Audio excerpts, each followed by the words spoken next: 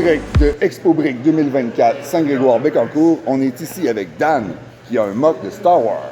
Veux-tu nous en parler, s'il vous plaît? Oui, ben moi, je suis fan de Star Wars depuis le début. Je suis né en 75, donc j'étais présent presque à la première du film. Non, c'est pas vrai. J'étais pas présent à la première du film, mais je me souviens du moment où la sortie des premières trilogies ont sorti. Je suis devenu fan étant très, très petit déjà.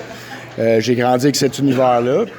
Je fais des Legos depuis que je suis un gamin, puis je m'intéresse à cet univers-là. Puis c'est la première fois que je fais un setup de Star Wars, parce qu'avant, je faisais d'autres styles de construction. C'est mon premier gros projet Star Wars. C'est pas une scène en tant que telle qui existe dans une série ou un film. C'est vraiment de la création de A à Z. L'action, disons, je me figure que ça se passe 850 ans avant la bataille de Yavin. Okay. Donc, c'est ça. Il y a des petits clins d'œil à ça, justement, que j'ai une figurine de Gros Goût, mais en réalité, c'est pas Gros Goût, c'est vraiment bébé Yoda. Ouais. Puis, j'ai utilisé des techniques de construction qui sont assez peu communes. Exemple, comme mon chemin de briques, que c'est des pièces qu'on appelle des slopes, mais sont inversées, sont assis plutôt que debout, sont encastrés dans le plancher, dans une espèce de bac en forme de route, puis les pièces sont là, ils sont pas tenus par les studs. Le vaisseau aussi qui est apponté aussi à la structure, ça a été un petit casse-tête, un peu d'ingénierie pour que ça tienne balancé, tout ça. La technique de construction du vaisseau en tant que tel, les pièces partent dans un sens, dans l'autre. C'est construit dans tous les sens possibles, là, sur un axe X, Y, Z.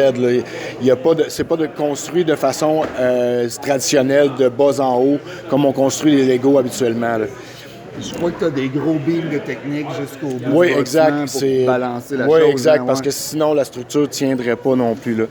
La particularité aussi des constructions que je fais, c'est un peu comme ma signature. C'est pas ma signature à moi en tant que telle dans le monde, mais particulièrement ici au Québec, je suis pas mal un des rares qui fait des grosses constructions de cette envergure-là, qu'on appelle studless. C'est que je cache tous les tenons, les studs du dessus des briques.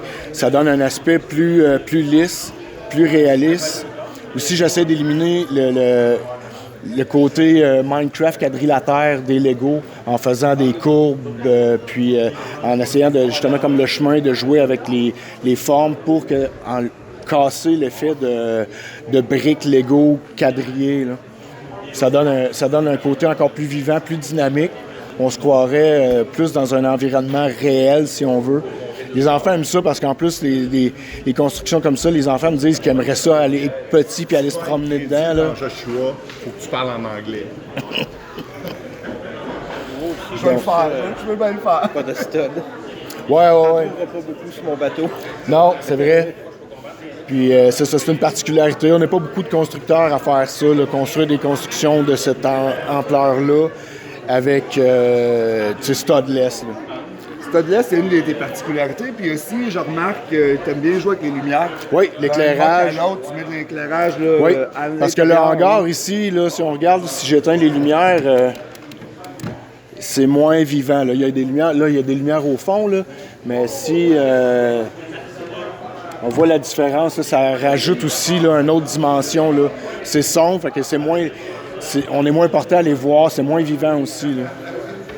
Tu as d'autres places avec des lumières ici dans les tubes. Oui, c'est des gadgets Dollarama. Là. C'est des lumières de Noël, des espèces de néons que j'ai trouvés aussi là, chez Dollarama. Là. C'est facile à trouver. Puis là, on les voit pas, sont pas visibles à part les packs de batterie qu'on peut ouvrir comme ça, là, mais ça serpente toute la construction. J'ai des murs avec des doubles fonds. Mon filage passe à travers tout ça. Puis j'ai trouvé des kits de lumière LED qu'ils passent à travers certaines briques qui sont déjà pré-percées, donc j'ai pas besoin de percer nulle part puis d'abîmer des briques. Là. Puis ça donne l'effet encore là de donner du dynamisme puis de donner de la vie à la construction. Super. Pour terminer, est-ce que tu veux nous parler de 2 ou 3 coups de cœur, des petites scénettes que tu as à l'intérieur, que tu trouves c'est des bons Easter eggs, des choses que tu es fier Quand j'ai pensé à ce projet-là, le vaisseau qui était apponté ici, c'était mon flash. J'aime beaucoup l'arrière. J'ai commencé, c'est la première chose que j'ai faite, j'ai commencé par l'arrière. J'aime bien la technique de construction, comment je l'ai réalisée, avec une technique qu'on appelle aussi du gribbling, ce qui fait que on fait comme des moteurs puis de la mécanique, comme qu'il y en a ici sur les côtés. Puis l'effet aussi qu'il soit rond, qu'il ne soit pas construit de bas en haut comme une construction traditionnelle aussi. J'aime le hangar aussi, ça a été quand même un petit côté technique pour faire des vaisseaux qui soient assez petits puis assez à l'échelle des figurines pour rentrer dans un hangar quand même qui est grand, mais pas tant considérant que c'est un hangar de vaisseau, là. Aussi, la pièce ici, c'est... moi, dans la vie, ironiquement, j'aime pas les choses qui sont rondes, j'aime les lignes qui sont... J'aime les angles droits, puis là, je me suis forcé à faire des constructions avec des pièces rondes, des fenêtres avec des contours ronds pour que ça fasse plus tower-dish, là, si on veut. La construction, l'enceinte qui est là, ronde aussi, là, ça a été comme un beau défi pour moi parce que c'est la première fois que je faisais ça. C'est quoi dans Star Wars? Ça? C'est comme un aréna? En fait, il y a des constructions... souvent, dans les films, les séries Star Wars, il y a des constructions comme ça où les gens, au lieu d'avoir un parking sous la maison ou annexé à la maison, eux autres, leur parking, c'est le parking du vaisseau. Fait que souvent, les vaisseaux arrivent par le dessus des bâtiments. Fait que ça fait comme une enceinte, comme une cour fermée, si on veut, puis il y a des bâtiments qui se rattachent à ça, là. Ah, OK, c'est bon, je savais pas. Hey, merci de... l'information. Ça fait très Star Wars. Là. Il y a beaucoup d'Easter eggs. Exemple ici, un personnage avec un casque de Gimli de Lord of the Ring. J'ai des pièces de robots de BB-8 dans un marché de Jawa avec une tête de C-3PO. Aussi, tu sais, il y a des pas des clones, mais des droïdes de la bataille de Geonosis qui n'ont pas d'affaires là 800 ans avant. Là. Fait que c'est comme des petits clins d'œil, des Easter eggs. Là.